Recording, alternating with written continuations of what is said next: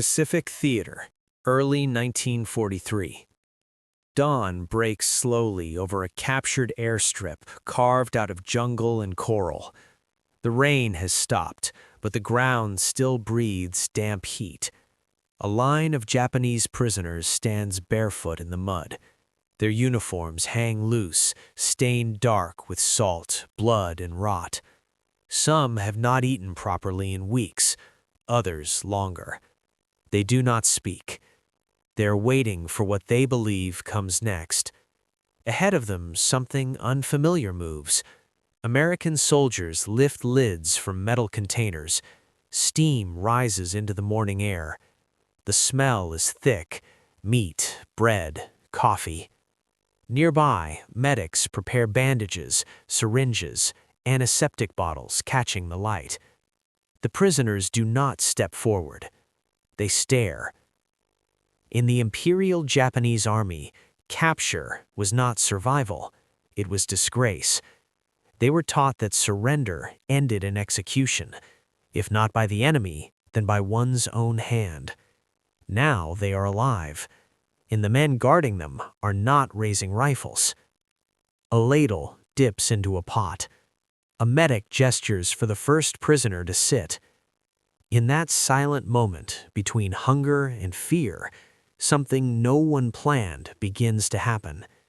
And it will reshape how these men understand war, honor, and the enemy standing in front of them. The war that taught men how to die, not how to surrender. Long before Japanese soldiers encountered American field kitchens or medical tents, they were shaped by a military culture that rejected captivity entirely. In Imperial Japan, surrender was not a neutral act. It was a collapse of identity. By the late 1930s, the Imperial Japanese Army had fused modern warfare with a selective, hardened interpretation of Bushido, the way of the warrior. But this was not the historical code of medieval samurai. It was a state-directed doctrine, reinforced through training manuals, classroom indoctrination, and daily discipline. Soldiers were taught that death in battle was preferable to survival in shame. Capture was not an outcome, it was a moral failure. Field Service Code Senjin-kun, issued in January 1941, made the message unmistakable. It instructed soldiers to never live to experience the shame of being taken prisoner. Death, even suicide, was framed as honorable. Survival without honor was not. This belief followed Japanese troops across the Pacific. When war erupted with the United States in December 1941, Japanese forces advanced rapidly. Malaya, Singapore, the Philippines, the Dutch East Indies. These victories reinforced confidence in Japanese military spirits and discipline, but they also hardened expectations about the enemy. American soldiers were portrayed as soft, indulgent, and morally weak, men who lacked the spiritual strength of the Japanese warrior. That belief had consequences. Japanese forces did not prepare for surrender because surrender was not supposed to occur. There were no contingency plans for capture, no survival manuals for imprisonment, no doctrine explaining how a soldier should behave once taken alive. To be captured was to fall outside the moral universe of the army itself. At the same time, Japanese treatment of enemy prisoners followed a similarly brutal logic. The infamous Bataan Death March in April 1942 exposed this worldview to the world. Tens of thousands of American and Filipino prisoners were forced to march without adequate food, water, or medical care. Thousands died. For many Japanese guards, prisoners were already dishonored. Their suffering required no restraint. These actions were not always the result of individual cruelty. They were often the outcome of doctrine, logistics, and indoctrination colliding under pressure. The Japanese Army had never developed a professional system for POW care. It had not ratified the 1929 Geneva Convention relative to the treatment of prisoners of war, though it claimed to observe some provisions in principle. In practice, those principles often collapsed under wartime conditions. On the opposite side stood the United States military, shaped by a different legal and cultural framework. The U.S. had ratified the Geneva Convention. Its army manuals contained explicit instructions on the handling of POWs. Medical officers were trained to treat enemy wounded as patients. Field kitchens were expected to feed prisoners at rations comparable to U.S. troops, adjusted for availability. This was not charity, it was policy. American commanders understood that POWs were both a legal responsibility and a strategic asset. Proper treatment reduced resistance, encouraged cooperation, and reflected national values. It also protected American prisoners held by the enemy, at least in theory. But in the Pacific, theory often collided with reality. The early months of fighting were marked by extreme violence on both sides. Japanese soldiers, fighting from isolated positions on islands with shrinking supply lines, faced starvation, malaria, and constant bombardment. Many fought to the death because surrender seemed worse than annihilation. Others attempted suicide rather than capture. Some attacked medics deliberately, believing mercy was a trap. For American troops, this created a battlefield unlike anything experienced in Europe or North Africa. Enemy soldiers rarely surrendered. When they did, it was often due to wounds, unconsciousness, or total physical collapse. And when those prisoners were taken alive, something unprecedented occurred. Men who had been taught since enlistment that captivity meant torture or execution suddenly found themselves guarded, fed, and treated by the enemy they had been warned never to trust. The shock of that realization had not yet fully arrived, but the conditions that would make it unavoidable were already forming. On jungle islands where starvation forced survival to override doctrine, and where American policy would collide head-on with Japanese belief. That collision begins where the fighting leaves off, at the moment capture becomes unavoidable. From battlefield collapse to captivity. By mid-1942, the character of the Pacific War began to change. Japanese advances had reached their outer limits. At Guadalcanal, beginning in August 1942, Imperial forces were drawn into a grinding battle of attrition they had not anticipated. Supply lines stretched thin across thousands of miles of ocean. American naval and air power steadily cut those lines apart. Food, medicine, and ammunition stopped arriving in sufficient quantities. For Japanese soldiers stranded on jungle islands, the enemy was no longer only American firepower. It was hunger. It was disease. It was exhaustion. Medical reports captured after the campaign revealed soldiers subsisting on half rations or less. Rice, the cornerstone of Japanese military diet, disappeared.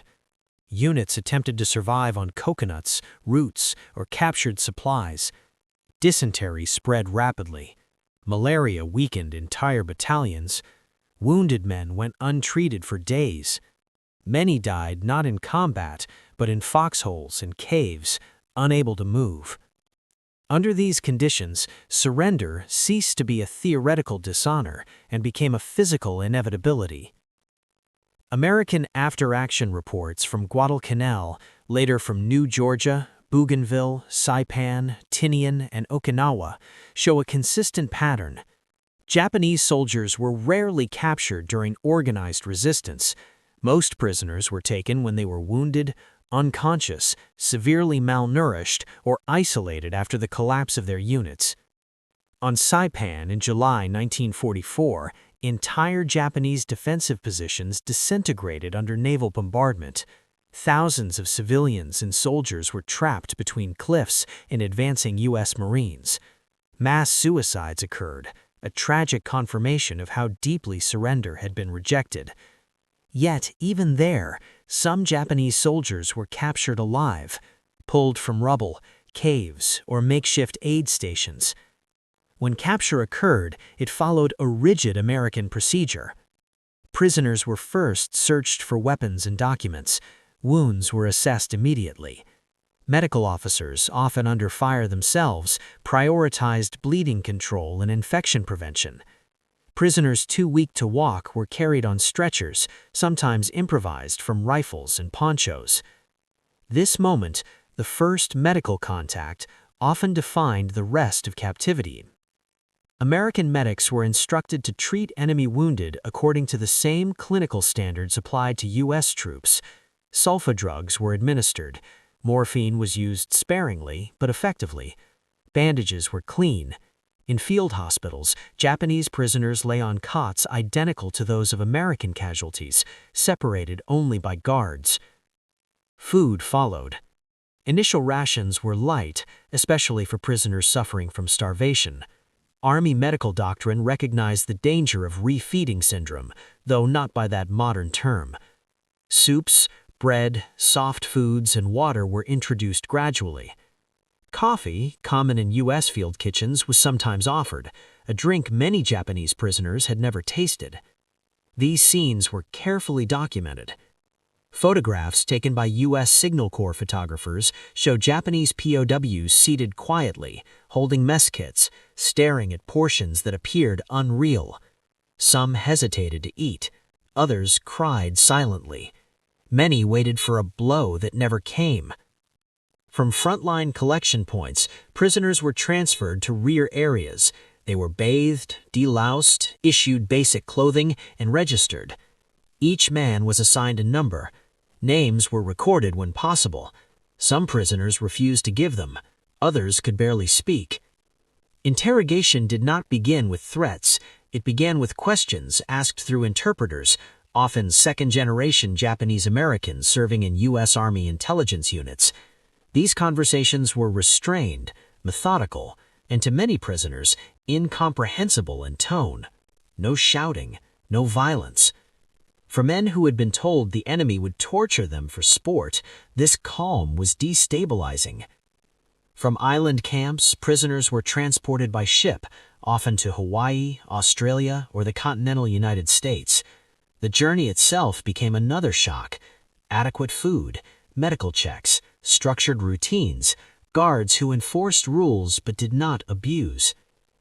By 1944, thousands of Japanese POWs were housed in camps across the United States, from California to Texas, from Wisconsin to Mississippi. They worked on farms, repaired roads, and lived under a system governed by law rather than vengeance. But none of that could be understood at the moment of first capture. That moment, when hunger met hot food, when untreated wounds met antiseptic care, cracked something deeper than exhaustion. It fractured a belief system built on death. And that fracture would only widen as prisoners began to see captivity not as an ending, but as a reality they had never been prepared to imagine.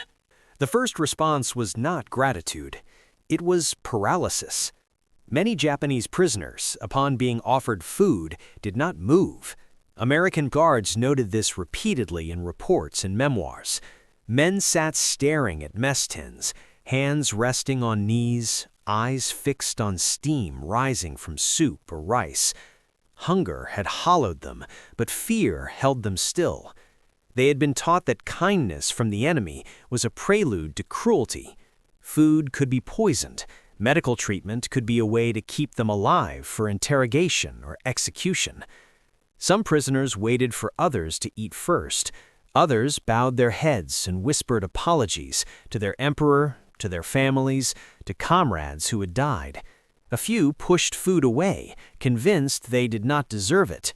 When they finally ate, many did so slowly, almost ceremonially. Chewing was careful, deliberate. Tears appeared without sound. American medics later wrote that these moments were more unsettling than combat, the sight of grown men trembling over a bowl of soup. Hunger stripped ideology down to its core. It made survival undeniable. In Japanese diaries recovered after the war, former POWs described this moment as the first time the war felt broken. They had expected death. They had prepared for it. What they had not prepared for was being allowed to live. For the Imperial Japanese soldier, honor was not abstract. It was enforced daily. Training emphasized obedience, endurance, and sacrifice. Beatings were common. Weakness was punished. Death was framed as loyalty. Survival at any cost was not a virtue, it was a betrayal. Capture shattered that framework. Once in American hands, Japanese prisoners faced a contradiction they could not reconcile. They were still alive, and they were being treated as human beings. This created an internal crisis. If surrender was dishonorable, why were the Americans not punishing them? If captivity was shameful, why was the enemy providing food and medical care? Some prisoners attempted suicide even after capture. Others refused treatment, tearing off bandages or declining medication. A few attacked guards or medics, acting out the only response they had been trained to understand.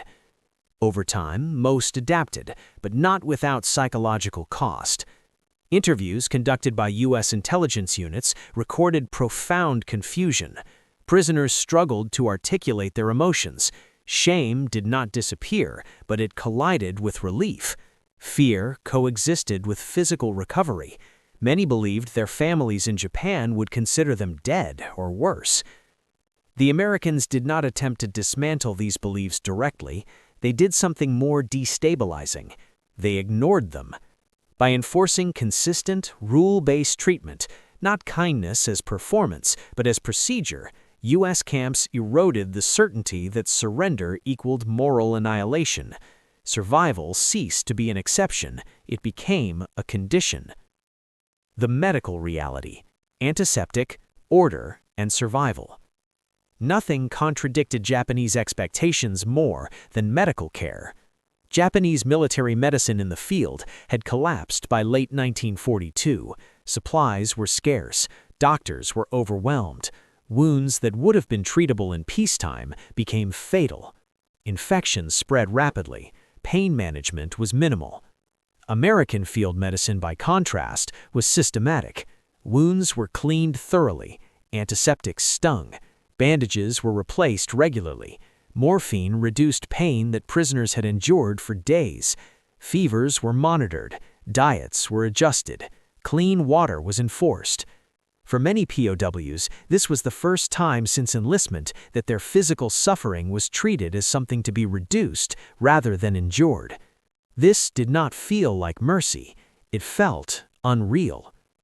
Medical staff noted that Japanese prisoners often apologized while being treated. Some attempted to bow from hospital cots. Others asked why they were not being left to die. The answer, when given, was simple. This was how the Army operated. That simplicity was devastating, because it implied that care was not conditional on worth, ideology, or victory. It was procedural. It existed whether the patient was enemy or ally. By restoring bodies, American medical care forced prisoners to confront something far more difficult than pain: the possibility that the enemy they had been taught to despise was not the monster they expected. And once that realization took hold, it became impossible to contain within the boundaries of captivity alone. Beneath the surface of humane treatment lay a calculated military understanding. The United States did not treat prisoners well out of sentiment alone. It did so because disciplined restraint served strategic goals. Alive, fed, and medically stable prisoners talked more readily. They provided insight into unit structures, supply shortages, morale, and defensive layouts, often without realizing the value of what they shared. This did not resemble dramatic interrogation scenes. There were no raised voices, no threats.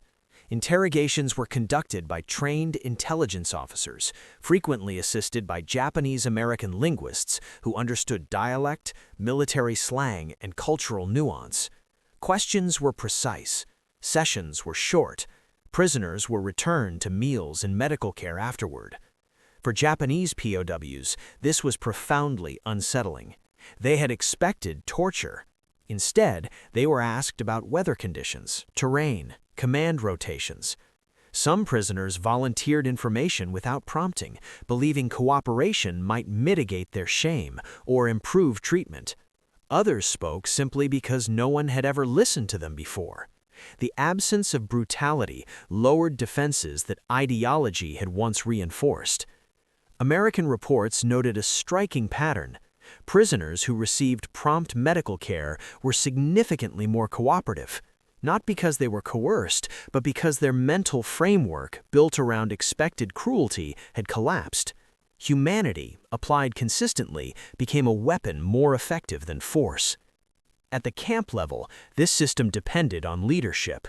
U.S. POW camps were governed by regulations that left little room for improvisation. Camp commanders were responsible not only for security, but for compliance with international law. Violations were investigated. Abuse was punished. This discipline mattered. Many American soldiers had lost friends to Japanese attacks. Some had seen mutilated bodies. Resentment existed. Anger was real. But it was restrained by structure. Guards were briefed repeatedly. Prisoners were to be protected, fed, and treated medically. Not because they deserved it, but because the United States demanded it of its own army. This distinction mattered. It removed personal judgment from the equation. For Japanese POWs, leadership discipline created predictability. Rules were enforced, but so were rights. Meals arrived on schedule. Medical inspections occurred regularly. Punishments for infractions were measured, not violent. Over time, prisoners learned that compliance led not to humiliation, but to stability. This predictability undermined the chaos they had expected. It also created space for reflection, something war rarely allows. Perhaps the most powerful angle was also the quietest. American treatment of Japanese POWs was not theatrical. There were no speeches, no attempts to convert beliefs. Humanity was applied without commentary. This absence of moral pressure mattered. Japanese prisoners were not told they had been wrong. They were not asked to apologize. They were not lectured on democracy or international law. They were simply fed, treated, and guarded. For men raised in a system where worth was constantly measured, this neutrality was destabilizing. It suggested that dignity was not something earned through death or sacrifice. It was assumed, even for the enemy. Post-war testimonies reveal how deeply this affected former prisoners.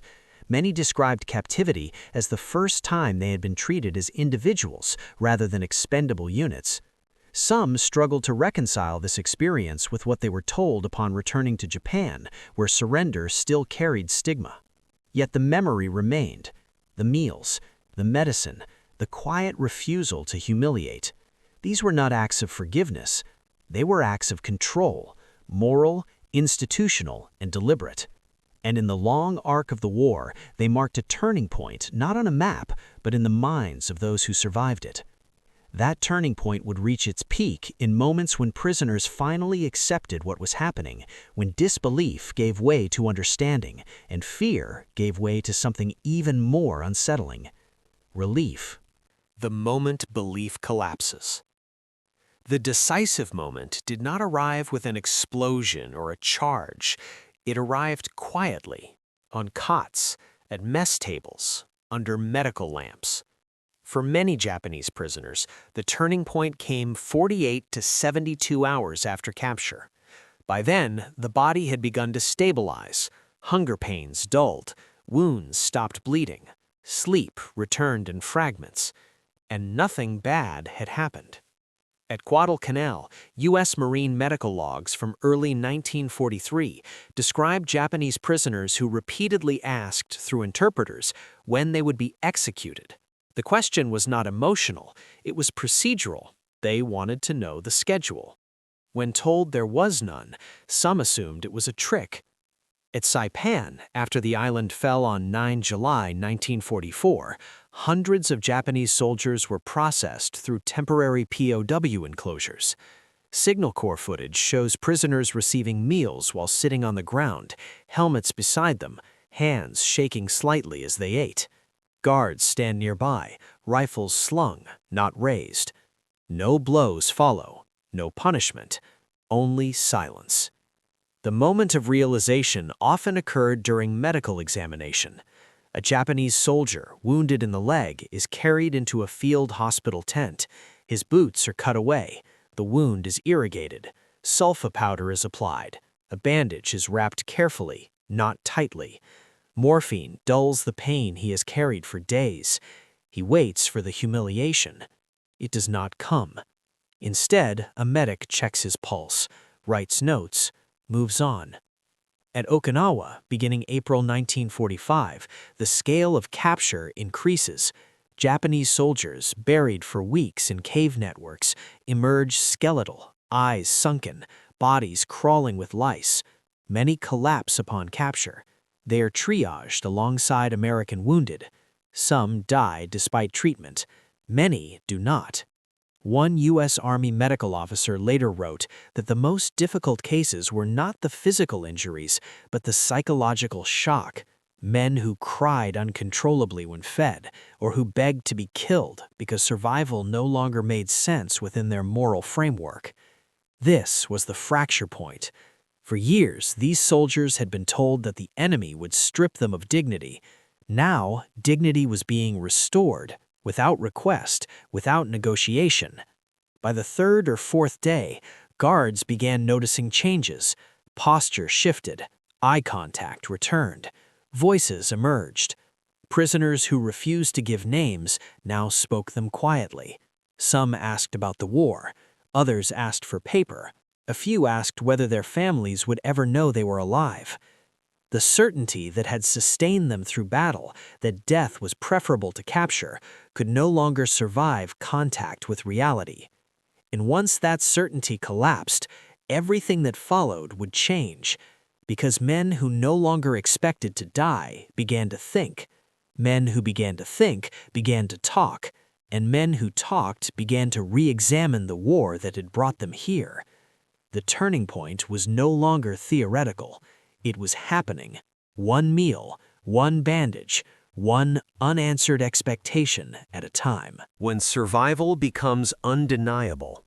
The final rupture did not occur all at once. It unfolded slowly, across nights without beatings, mornings with breakfast, days measured by routine instead of fear. For Japanese prisoners, routine was the proof. Meals arrived at fixed times, medical inspections were repeated, rules were enforced consistently. Nothing dramatic happened. And that was the point. At POW compounds in Hawaii, prisoners were housed in barracks, separated by wire, not cages. They slept on bunks. They were issued clothing. Some were assigned light labor, cleaning, cooking, maintenance, work that resembled order rather than punishment.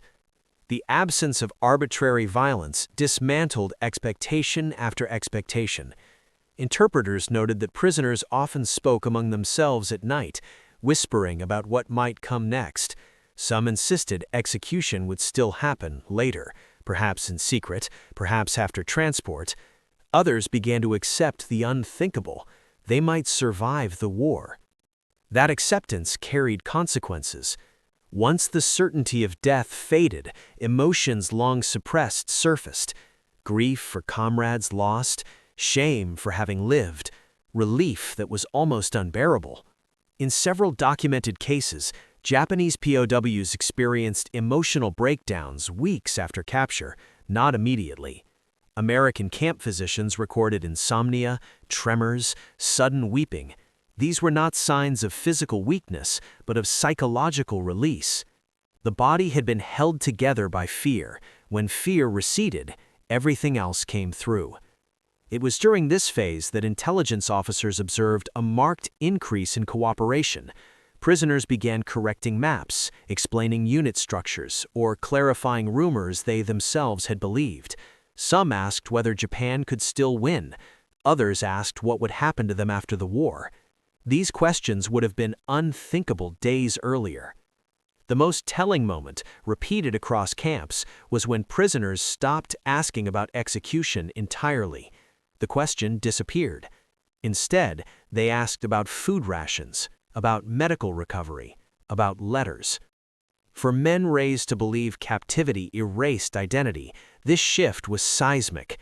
Survival was no longer an accident, it was a condition being maintained daily by the enemy. American guards noticed something else as well. Discipline improved, violence decreased, attempts to suicide declined sharply after the first weeks of captivity. not because prisoners had embraced American values, but because reality had overridden doctrine. By the time prisoners were transferred to long-term camps in the continental United States, many no longer flinched at the sound of boots. Some saluted guards reflexively, others simply nodded. They had crossed an invisible line. The war was no longer something they were dying in, it was something they were living through. And that distinction between dying and enduring would define everything that followed, long after the shooting stopped and the camps emptied. The consequences of that survival would ripple outward into post-war memory, into national narratives, and into the quiet testimonies of men who returned home carrying an experience that did not fit the story they had been taught. Living as prisoners, recovering as men. By late 1944 and into 1945, Japanese prisoners of war were no longer an anomaly. They were a managed population.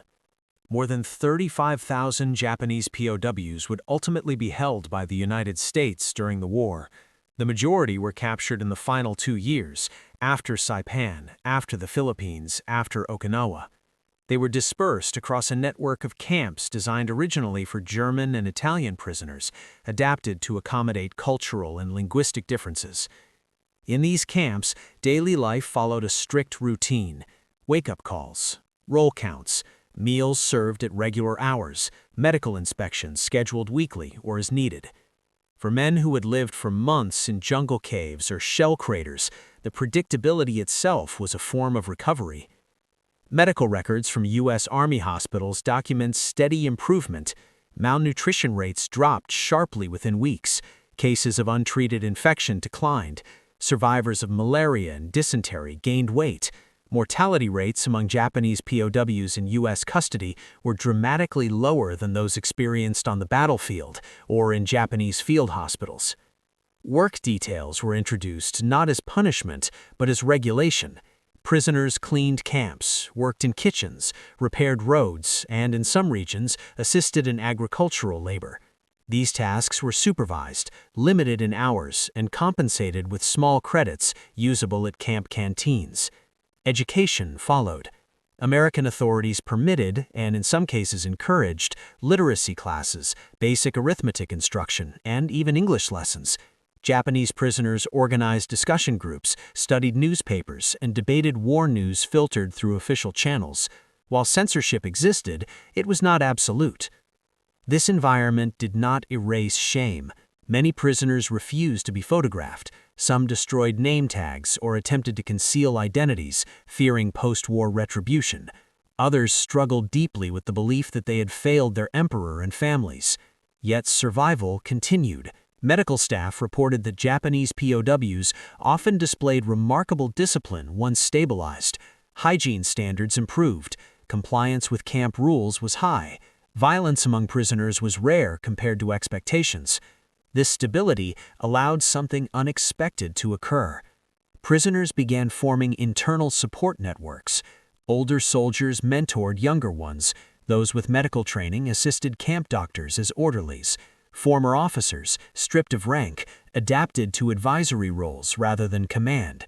The war had reduced them to bodies fighting starvation. Captivity rebuilt them into communities. But the war outside the wire did not stop. News filtered in slowly: the fall of Iwo Jima, the bombing of Tokyo, the invasion of Okinawa. Each update forced prisoners to confront the widening gap between what they had believed and what was unfolding. By the summer of 1945, many already sensed the inevitable: Japan was losing. And when that reality became unavoidable, captivity ceased to be merely a pause in the war. It became the place where its consequences would be felt first, before homecoming, before reckoning, before memory could reshape the past. Return, reflection, and legacy. As the war drew to a close in August 1945, Japanese POWs faced the next challenge: repatriation. Ships transported thousands from U.S. camps back across the Pacific. Conditions were sanitary, rations sufficient, and medical checks routine. For men who had endured jungle starvation and battlefield disease, the voyage was another lesson in controlled care. It was slow, but survivable, a stark contrast to their expectations of death or humiliation. Upon arrival in Japan, reactions were mixed. Some were welcomed by family or communities grateful for their survival. Others returned to suspicion or contempt. Surrender remained a deep cultural stigma. Many ex-soldiers destroyed uniforms, dog tags, and documents to obscure their capture. Post-war surveys and diaries reflect a persistent tension between relief at surviving and shame for living. Yet, even amid this unease, the experience of captivity left enduring marks. Former prisoners consistently reported a profound appreciation for medical care, adequate food, and structured living conditions. Letters and memoirs reveal repeated astonishment at how calmly, methodically, and humanely they had been treated, a stark contrast to both expectations and the realities imposed by their own army earlier in the war. Strategically, the humane treatment of Japanese POWs had consequences beyond individual experience. American forces gained valuable intelligence, strengthened the moral authority of their policies, and established precedents that influenced post-war military doctrine. Geneva Convention adherence became a tangible demonstration of national ideals, contrasting sharply with Japan's own wartime practices. Psychologically, these experiences reshaped survivors' perceptions of the enemy. Men who had been taught to fear American cruelty found instead a structured, rule-bound system that valued order, hygiene, and health. Some returned home with stories of shock, disbelief, and quiet admiration, not for the war, but for the unexpected humanity they had witnessed. The camps, in retrospect, became laboratories of restraint. Every ration served, every wound dressed, every order enforced without malice, chipped away at deeply ingrained beliefs. Survival became possible, not just physically, but morally and psychologically. For historians, for veterans, and for the soldiers themselves, the aftermath of captivity reveals a paradox. A war that demanded ultimate sacrifice also contained moments of quiet mercy. Moments that forced men to reconsider the nature of honor, the value of life, and the capacity of enemies to act with principle. And as the last prisoners stepped onto Japanese soil, the line between survival and ideology, between expectation and reality, had been forever blurred. War is often measured in territory gained, ships sunk, or battles won. But in the story of Japanese POWs in American custody, the measure is quieter, internal, almost imperceptible. It is found in the trembling hands over a bowl of soup, in the hesitant gaze toward a medic, in the first words spoken after weeks of silence.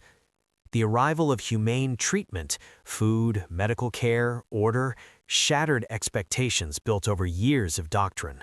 Soldiers trained to see surrender as disgrace confronted survival as a gift, administered not for propaganda or advantage alone, but as policy. The shock was profound. It forced prisoners to reconcile loyalty with life, ideology with reality. In that space, belief systems fractured, and understanding began. These moments were small, fragmented, and often invisible to the broader machinery of war. Yet they carried enormous weight. Humanity, applied methodically and without fanfare, became a tool as powerful as artillery or intelligence. It reshaped the mental landscape of those who had been taught that survival equaled shame. It altered post-war perceptions, left lasting impressions on memory, and quietly demonstrated that adherence to principle could coexist with victory. Ultimately, the story is not one of triumph or defeat, but of the subtle victories that occur within the human spirit. In the midst of one of history's most brutal conflicts, men who had known only fear and hunger were allowed to live, fully, undeniably, and with dignity restored. In doing so, the war revealed a lesson that endures far beyond any battlefield. Even in the darkest circumstances, compassion, order, and respect can carve a space for survival, reflection, and eventually, understanding.